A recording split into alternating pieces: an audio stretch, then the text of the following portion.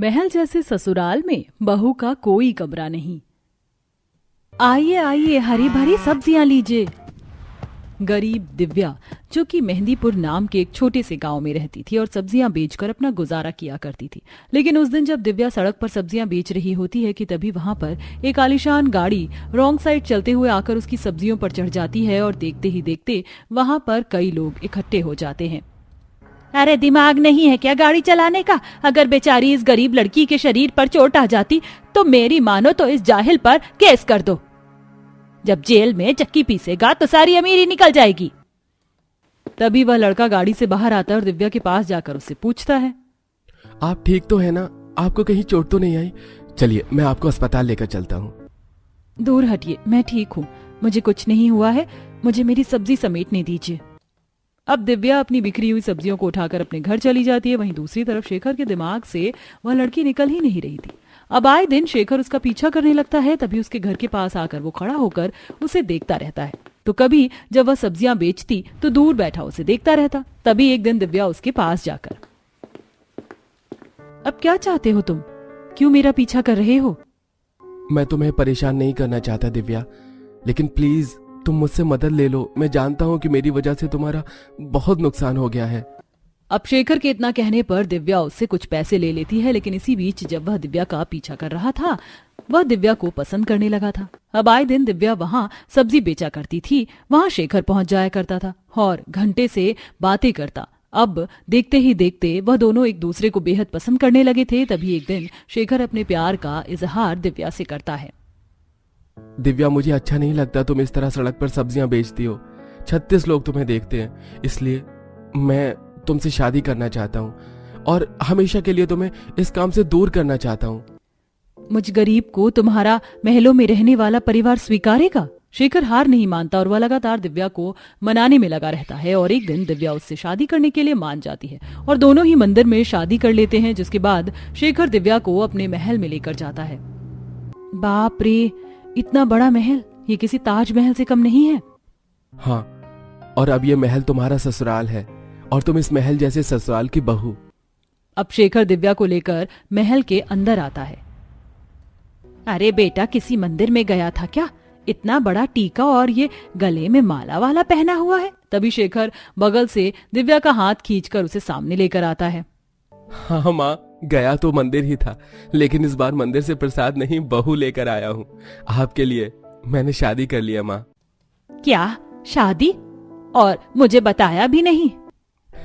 इसके लिए माफी चाहता हूँ माँ कि मैं आपको बता नहीं पाया, लेकिन अब तो पता चल गया है ना माँ। मैं दिव्या से बहुत प्यार करता था, इसलिए मैंने उससे शादी कर ली बिना किसी देरी के। माँ, अंदर नहीं बुलाओगी? हाँ हाँ, आओ, घर के अंदर आओ। अब दिव्या महल के अंदर आती है। कुछ कदम चलकर दिव्या अंदर आती है कि तभी उसकी नजर बहुत बड़े कांच के फिश एक्वेरियम पर जाती है, जिसके अंदर गोल्डन फिश तैर रहे थे। तभी दिव्या एक्वेरियम के कांच को अपने हाथों से छूते हुए मछलियों से बातें करना शुरू करती है। आले ले ले ले ले कुछ पुक्कू पुक्कू पुक्कू, कितनी सुंदर हो तुम, कितना सुनहरा रंग है तुम्हारा। दिव्या एक्वेरियम में रखी मछलियों को देख रही थी। तभी वहां पर शिखा आती है और अपनी गरीब भाभी को एक्वेरियम छूता देखकर गुस्से में दिव्या के हाथों को एक्वेरियम से हटाते हुए, ए गरीब लड़की, तुम्हारी हिम्मत कैसे हुई मेरी गोल्डन फिश एक्वेरियम को टच करने की? दूर हटो और अब दोबारा एक्वेरियम के आसपास दिख मत जाना। तभी वहां पर शेखर आता है। अरे दिव्या, तुम यहाँ हो और मैं कब से तुम्हारा इंतजार कर रहा हूँ। शेखर के साथ दिव्या अपने आलीशान कमरे में आती है। बाप रे, इतना बड़ा झूमर। शेखर, ये झूमर वाला कमरा मेरा है? हाँ, आज से ये तुम्हारा कमरा है। अगले दिन सुबह दिव्या अपने महल जैसे ससुराल की रसोई में अपने पहले रसोई करने जाती है, जहां वह अपने आलीशान और फुली ऑटोमेटिक रसोई देखकर कहती है, हे भगवान, ये तो पूरा ऑटोमेटिक किचन है, अब क्या करूं? तभी वहां पर शेखर आता है। परेशान मत हो दिव्या, मैं हूं ना। आओ, मैं तुम्हें बताता हूँ कि ऑटोमेटिक किचन कैसे इस्तेमाल किया जाता है। अब शेखर बड़े ही प्यार से दिव्या को ऑटोमेटिक किचन इस्तेमाल करना सिखाता है, जिसके बाद दिव्या अपनी पहली रसोई का खाना बनाकर डाइनिंग टेबल पर लगती है। अच्छा चलो चलो, मैं चलता हूँ, मेरा खाना हो गया। देखो मुझे अर्जेंट काम से जाना है, शाम तक आ जाऊंगा। हाँ। तभी देर शाम उर्मिला के पास एक हॉस्पिटल से कॉल आती है, जिस कॉल के दौरान उसको पता चलता है कि शेखर का एक बहुत दर्दनाक एक्सीडेंट हुआ है। सारा परिवार अस्पताल पहुंचता है। माफी चाहूंगा, आप सबसे, लेकिन पेशेंट का इतना दर्दनाक एक्सीडेंट हुआ है कि उनके दोनों टांगें डैमेज हो गई हैं। आप पेशेंट को घर ले जा सकते हैं और आप लोग वहीं उनकी देखरेख करें। हॉल में बैठी दिव्या रो रही होती है। हे भगवान, ये तूने मेरे पति को अपाहिज क्यों किया। तभी उर्मिला वहां आती है और अपनी बहू दिव्या के बालों को पकड़कर खींचते हुए कहती है, कर लिया रोने का झूठा नाटक। अरे कुलक्षणी, ये सब कुछ तेरी वजह से हुआ है। ना मेरा बेटा तुझ जैसी गरीब से शादी करता और ना आज उसको ये दिन देखने पड़ते। चल निकल यहाँ से। नहीं माँ जी, ऐसा मत करिए, मुझे यहाँ से मत निकालिए। आप बेशक से मुझे इस महल में रहने के लिए कोई कमरा मत दीजिए, लेकिन मुझे मेरे पति के पास रहने दीजिए। मैं इस हालत में उनसे दूर नहीं होना चाहती। वो जिस दिन ठीक हो जाएंगे मैं यहाँ से चली जाऊंगी। ठीक है, लेकिन इस महल में तेरा कोई कमरा नहीं होगा। अब उर्मिला के कहने पर दिव्या वहीं हॉल में सो जाती है। अगले दिन सुबह दिव्या अपने पति के लिए दलिया और उसकी दवाई लेकर कमरे में जाती है और उसे दलिया खिला रही होती है और उसे दवाई देती है। दिव्या, तुम ठीक तो हो ना? तुम्हें कोई परेशानी तो नहीं हो रही है ना यहाँ पर? हाँ, मैं बिल्कुल ठीक हूँ और बहुत खुश हूँ। भला महल जैसे ससुराल में कोई लड़की परेशान हो सकती है? आप मेरी चिंता मत करिए, बस आप अपनी सेहत पर ध्यान दीजिए और जल्दी से ठीक हो जाइए। दवाइयों का डोज इतना हैवी होता है कि दवाई खाते ही शेखर की आंख लग जाती है। कुछ देर बैठे बैठे दिव्या भी वहीं बेड के पास सो जाती है। तभी दबे पांव वहां पर उर्मिला आकर दिव्या का हाथ कस के पकड़ती है। तभी दिव्या की आंख खुलती है और अपने पति को सोते देख वह चुपचाप बाहर आती है। क्यों री, तुझे समझाया था ना कि इस महल में तेरा कोई कमरा नहीं, तो तेरी हिम्मत कैसे हुई इस कमरे में घुसकर सोने की? पति की सेवा करने के बहाने तो इस कमरे में तू आराम फरमा रही है। आहिस्ता बोलिए सासू माँ, शेखर जी उठ जाएंगे और मैं तो बस यहाँ पर उन्हें दवाई देने आई थी, पर पता नहीं कब मेरी आंख लग गई। मुझे माफ कर दीजिए।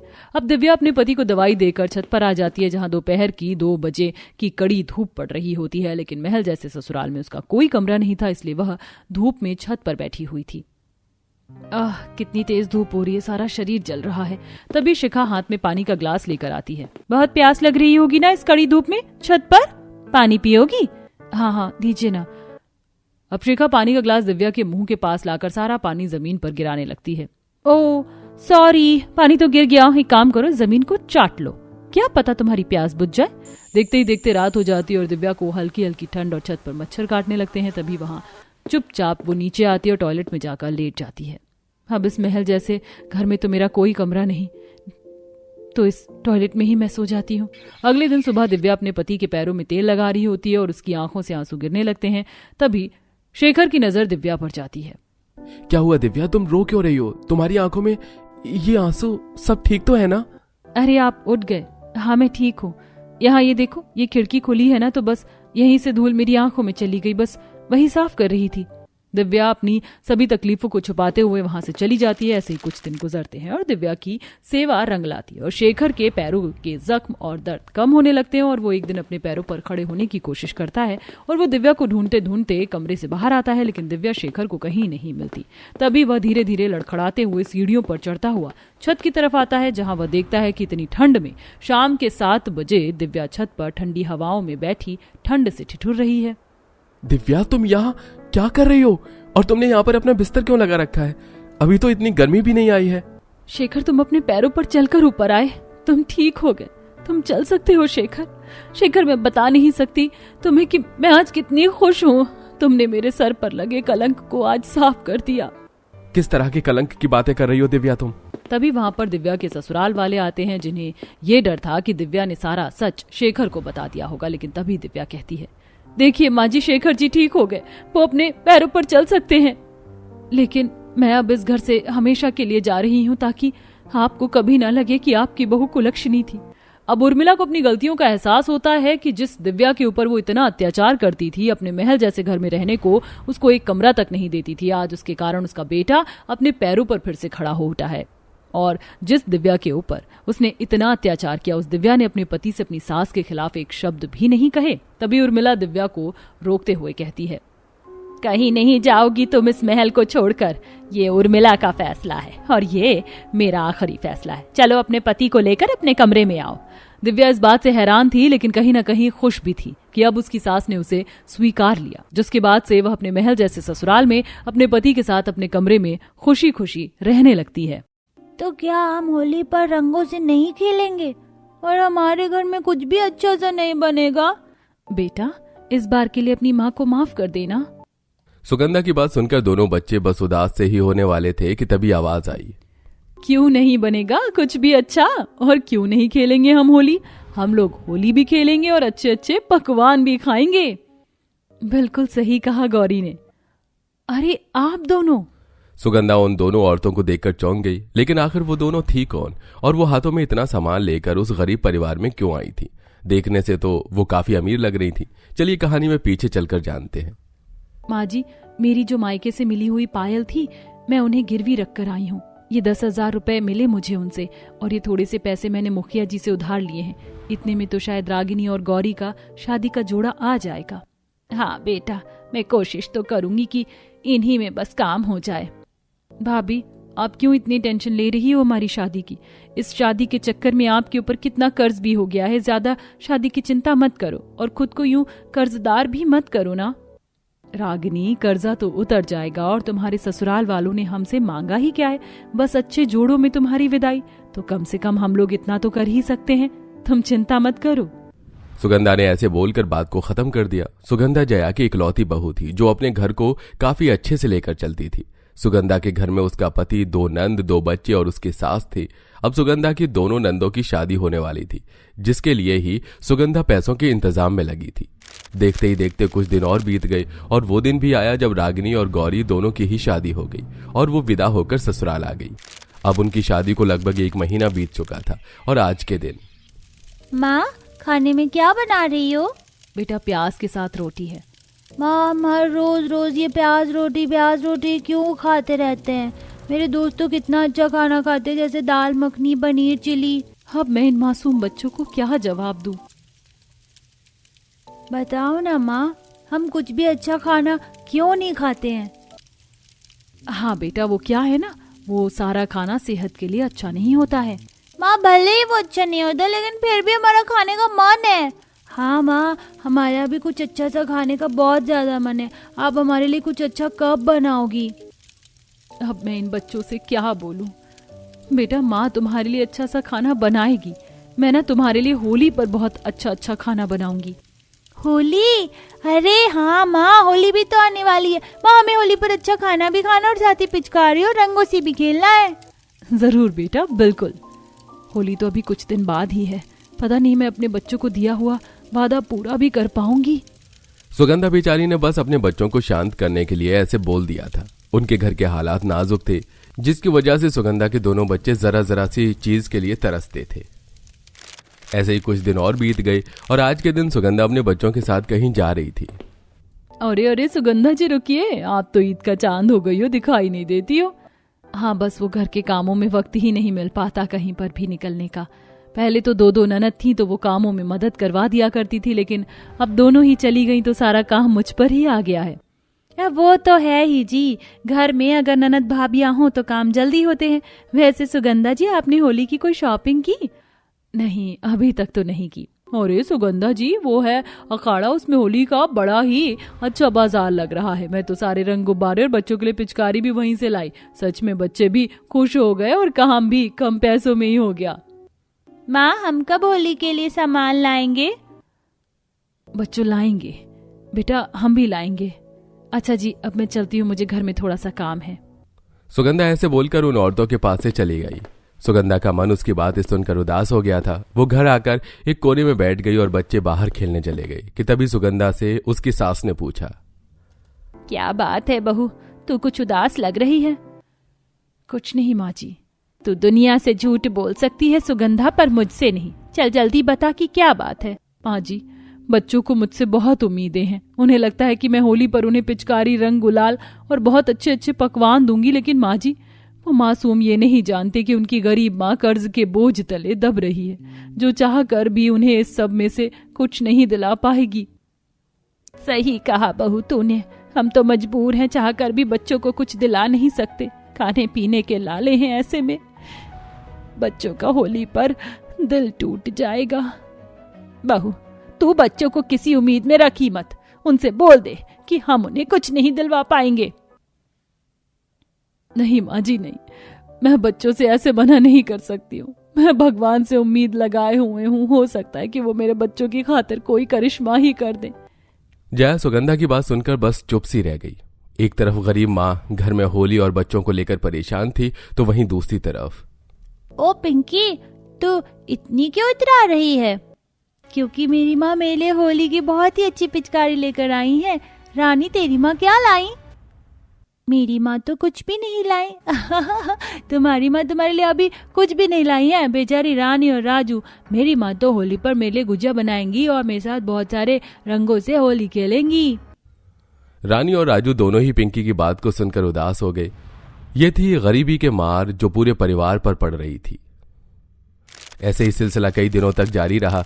हर एक दिन बच्चों ने अपनी माँ से उम्मीद लगाई कि वो उन्हें होली का सामान दिलवाएगी, लेकिन मजबूर सुगंधा उन्हें कुछ भी नहीं दिलवा पाई। देखते ही देखते होली का दिन भी आ गया और आहा, रंगों की खुशबू, गुजिया की खुशबू, लग रहा है जैसे होली का ही दिन है। दादी, हम भी तो होली खेलेंगे ना। बाबा, हमें भी पकवान खाने हैं, हमें कुछ तो दिलवा कर लाओ ना। बेटा, इस बार के लिए अपने बाप को माफ कर दो। बस इस बार के लिए मैं इस होली तुम्हें चाहकर भी कुछ नहीं दिलवा सकता हूँ, क्योंकि हालात ही मेरे बस में नहीं है। तो क्या हम होली पर रंगों से नहीं खेलेंगे और हमारे घर में कुछ भी अच्छा से नहीं बनेगा? बेटा, इस बार के लिए अपनी माँ को माफ कर देना। सुगंधा की बात सुनकर दोनों बच्चे बस उदास से ही होने वाले थे कि तभी आवाज आई। क्यों नहीं बनेगा कुछ भी अच्छा? और क्यों नहीं खेलेंगे हम होली? हम लोग होली भी खेलेंगे और अच्छे अच्छे पकवान भी खाएंगे। बिल्कुल सही कहा गौरी ने। अरे आप दोनों! सुगंधा अपनी नंदों को देखकर चौंक गई। सुगंधा की दोनों नंद उसके दरवाजे पर खड़ी हुई थीं। उन्होंने हाथों में बहुत सारा सामान लिया हुआ था, जिसमें पिचकारी, रंग वगैरह दिखाई दे रहा था, और वो अपनी शादी के बाद पहली बार मायके आई थी। भाभी, हमें विदा करने के बाद आप इतनी परेशानी में अपना वक्त गुजार रही हैं, कम से कम एक बार हमें बता ही देती। अपने लिए ना सही, बच्चों के लिए ही। वो तो अच्छा है कि हम होली मनाने को अपने मायके आ गए, नहीं तो बेचारे बच्चों की होली मिट्टी हो जाती। रानी, राजू, आ जाओ, देखो बुआ तुम्हारे लिए क्या लाई है। रानी और राजू गौरी के बुलाने पर उसके पास भागे चले गए। गौरी ने उन दोनों को पिचकारी दे दी और रानी और राजू दोनों पानी भर भर कर उनसे खेलने लगे। चलो भाभी, अब इमोशनल मत हो। देखो, हम लोग पकवान भी बनाने को सामान लाए हैं। चलिए मिलकर गुजिया बनाते हैं और साथ ही ठंडाई बनाकर होली का मजा लेते हैं। ठीक है। गौरी नंद भाभी ऐसे बोलकर पकवान बनाने को बैठ गई। पहले उन्होंने होली के खास पकवान जैसे गुजिया और ठंडाई वगैरह बनाई, और उन्हें खाने के बाद सारे परिवार ने मिलकर रंगों से होली खेली।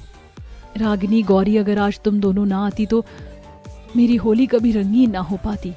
भाभी, लम्हे परिवार से ही हसीन और रंगीन होते हैं। हैप्पी होली। ऐसे सभी ने खूब एक दूसरे को रंग लगाया। सुगंधा की होली उसके यकीन से रंगीन हुई थी। भगवान ने उसकी नंदों को फरिश्तों की तरह उसके घर भेजा, जिन्होंने उनकी बेरंग होली में रंग भर दिए और सभी ने खुशियों की होली खेली।